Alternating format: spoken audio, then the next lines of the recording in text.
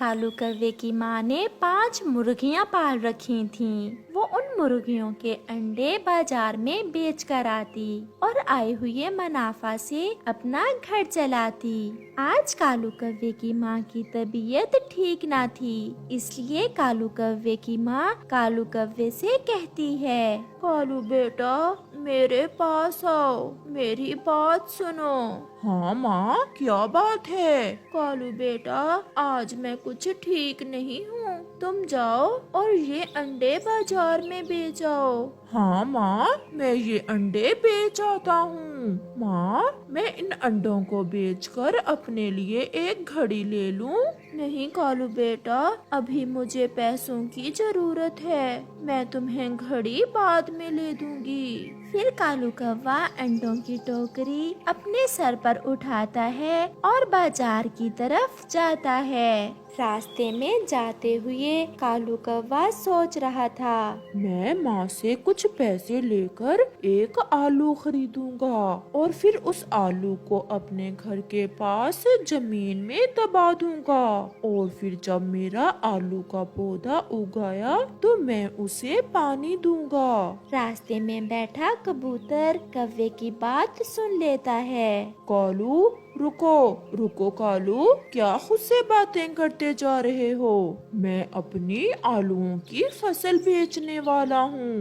परंतु कालू, तुम्हारे पास तो आलू नहीं है, तुम्हारे पास तो अंडे हैं। मैं अंडे बेचकर जो पैसे कमाऊंगा उनमें से कुछ पैसे मैं अपनी माँ से ले लूंगा, फिर खरीदूंगा आलू और फिर जब मेरी आलूओं की फसल तैयार हो गई तो मैं ढेर सारे आलू बेचकर अपना बड़ा घर बनाऊंगा। चिड़िया भी वहाँ आ जाती है। अच्छा कालू, तुम अपना बड़ा घर बना के फिर क्या करोगे? फिर मैं अपने घर के पास वाली सारी जमीन खरीद लूंगा। कौवा अपने सर पर अंडों की टोकरी उठाए ऐसे बड़ी बड़ी छोड़ रहा था। तोता भी पक्षियों की आवाज सुनकर वहाँ आ जाता है। क्या कालू, क्या तुम जमीन खरीद रहे हो? हाँ, मैं उस सारी जमीन में आलू ही आलू लगाऊंगा। कालू, जब तुम सारे खेत में आलू उगा लोगे फिर तो तुम बहुत अमीर बन जाओगे। फिर क्या करोगे कालू? फिर मैं करूँगा किसी सुंदर सी कौवी से शादी। ये हुई ना बात, हमारा कालू शादी करेगा। फिर मेरे बच्चे मेरे साथ मेरी आलूओं की फसल की देखभाल किया करेंगे। अगर तुम्हारी पत्नी तुमसे नाराज हो गई तो उसे कैसे मनाओगे? पता है, मैं मिठाई ला कर दूंगा उसे और वो मान जाएगी। कालू कुछ ज्यादा ही सीधा था। सब पक्षी उसकी सीधी सीधी बातें सुनकर खुश हो रहे थे। कालू, क्या तुम अपनी पत्नी से गुस्से से बात भी किया करोगे? ये सुनकर कालू अपना सर ना में हिलाता है। नहीं, मैं नहीं गुस्से हूँगा अपनी पत्नी से। जैसे ही कालू सर हिलाता है, कालू के सर से अंडों की टोकरी गिर जाती है और सारे अंडे टूट जाते हैं। मेरे अंडे टूट गए। तोते, ये सब तुम्हारी वजह से हुआ है। अरे अरे, मैंने क्या किया है? मेरे सारे सपने टूट गए। मेरी आलूओं की फसल, मेरे खेत, मेरे बच्चे, मेरी पत्नी और कालू का घर। हाँ, घर भी सब टूट गया। फिर सभी पक्षी हंसते हुए वहाँ से चले जाते हैं और कालू कौवा अपनी खाली टोकरी उठाकर घर वापस लौट जाता है। कालू बेटा, अच्छे दाम लगे थे क्या अंडों के?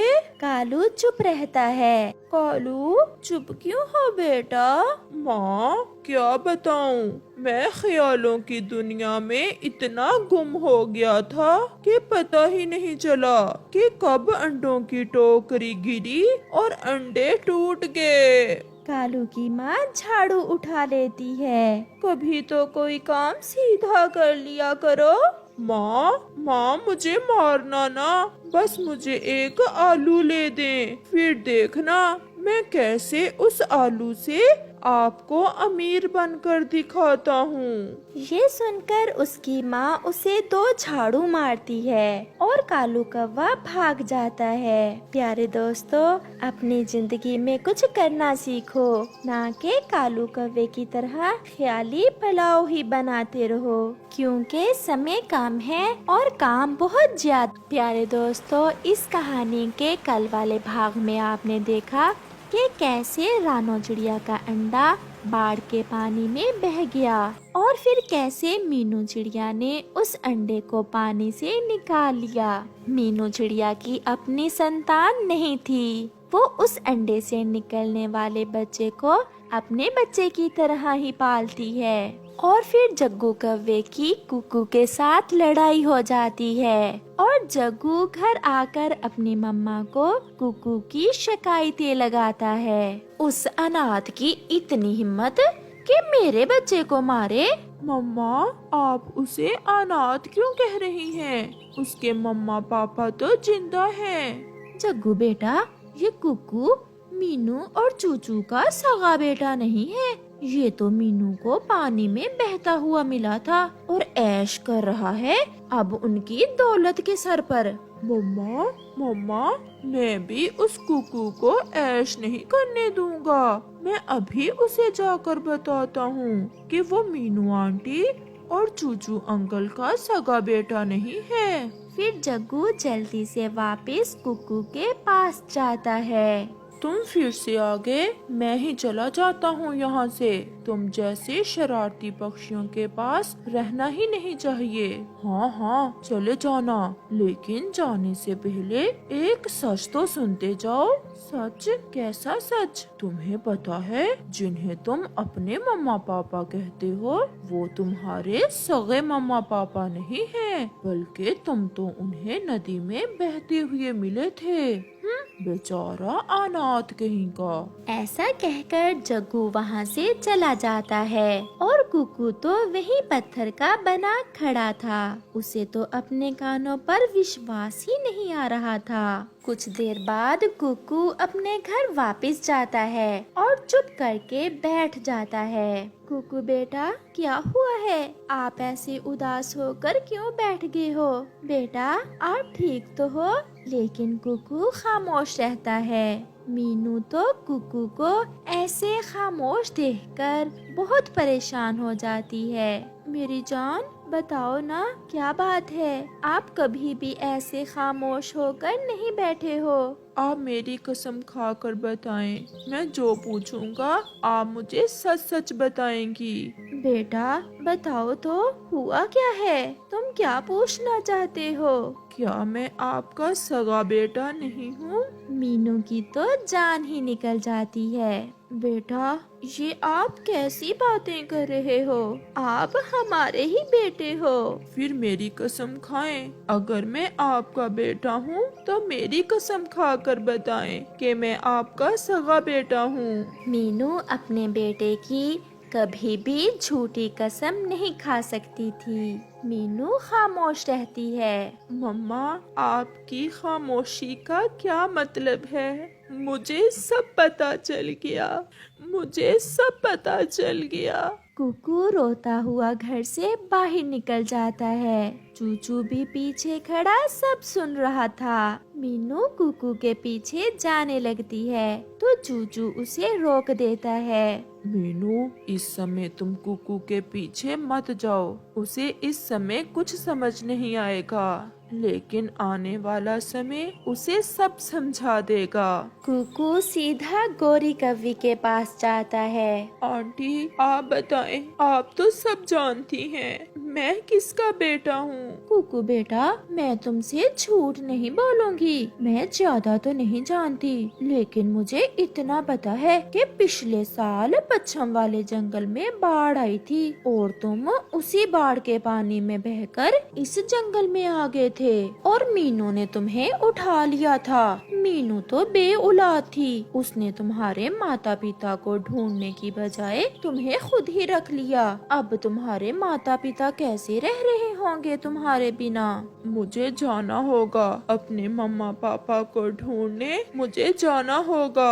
फिर कुकू वहाँ से पश्चिम वाले जंगल की तरफ निकलता है। रात भी होने वाली थी और कुकू पश्चिम वाले जंगल में पहुँच जाता है। कुकू वहाँ एक पेड़ पर बैठ जाता है। अब अंधेरे में उसे कुछ समझ नहीं आ रही थी कि वो कहाँ जाए। कबूतर भी पास से ही गुजर रहा था। कुकू कबूतर को आवाज देता है। कबूतर अंकल, मेरी बात सुने। कबूतर कुकू के पास आता है। कहो बेटा, क्या बात है? तुम मुझे इस जंगल के नहीं लग रहे। कहाँ से आए हो बेटा और कहाँ जाना है आपको?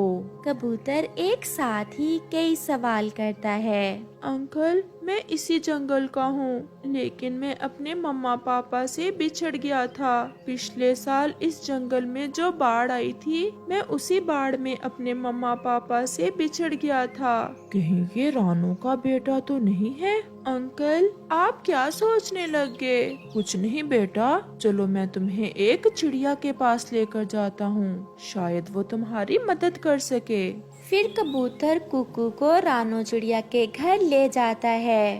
रानो बहन, ये चिड़ा इस जंगल में नया आया है, अपने माता पिता को ढूंढ रहा है। इसके माता पिता भी बाढ़ में इससे बिछड़ गए थे। बेटा, मेरे पास आओ। फिर कुकू रानो के पास जाता है। रानो कुकू को अपना पंख लगाती है। मेरा बेटा कबूतर भैया, ये मेरा बेटा ही है। मैंने जब इसे अपना पंख लगाया तो मुझे वही एहसास हुआ जैसा मुझे अपने अंडे से होता था। कुकू भी रोता हुआ चिड़िया के गले लग जाता है। चिड़िया बहन, मैं तो इस बच्चे को देखकर ही समझ गया था कि ये आपका ही बेटा है। ये तो कोई चमत्कार ही हुआ है। कुकू बेटा, आप कहाँ रह रहे थे? मेरा मतलब है, आपको किसने पाला है? फिर कुकू कबूतर और अपनी मम्मा को सारी बात बताता है, जिसे सुनकर रानो बहुत खुश भी थी और उदास भी। चिड़िया बहन, क्या हुआ? आप एकदम उदास क्यों हो गईं? कबूतर भैया, वो चिड़िया बहुत अच्छी होगी जिसने मेरे बेटे को इतने अच्छे से पाला है। संतान को खो देने का दर्द क्या होता है, मुझसे बेहतर कोई नहीं समझ सकता। मैं मीनू को कभी दुख नहीं दूंगी। कुकू बेटा, मैंने आपको जन्म जरूर दिया है, लेकिन बेटा, जिसने तुम्हें इतने प्यार से पाला वही तुम्हारी असल माँ है। तुम जाओ बेटा, अपनी माँ के पास जाओ। लेकिन मम्मा, मैं आपको भी अपने साथ लेकर जाऊंगा। मैं आपको अकेला नहीं छोड़ सकता। रानो, कुकू ठीक कह रहा है, तुम इनकार मत करना। अब मैं भी तुम्हें दुखी नहीं देख सकता। आपको कुकू की बात मानना होगी। फिर रानो चिड़िया भी अपने बेटे और अपने दोस्त कबूतर की बात मान लेती है। मीनू भी बैठी रो रही थी और चूचू उसे चुप करवा रहा था। आप जाएं और मुझे मेरा बेटा ला कर दें। मैं अपने बेटे के बिना नहीं रह सकती। और मैं भी अपनी मम्मा के बिना नहीं रह सकता। कुकू आकर मीनू को गले लगा लेता है और वो सब खुशी खुशी का जीवन बिताते हैं और एक साथ ही रहते हैं।